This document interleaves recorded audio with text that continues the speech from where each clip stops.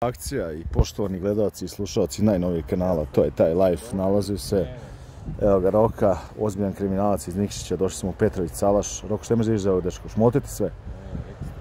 Ekstra leg. Do jaja. Do jaja. Si bio nekad bolji dečko u životu?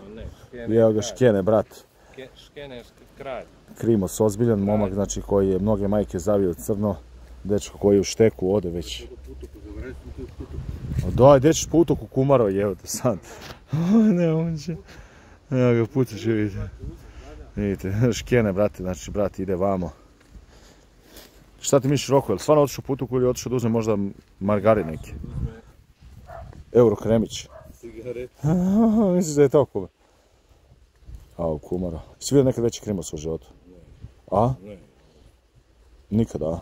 Da vidimo šta se dešava u ovom mjestu, ovdje nikad u životu, niko ovdje nekad bio Petrović Salaš, od tog gazde Petrovića, sve je bilo njegovo, međutim ovdje se nalazi neko stočarsko postrojenje, se drže krave, ovce i tako dalje, ali ima par kućica i tu je Vlada Škene kriminalac.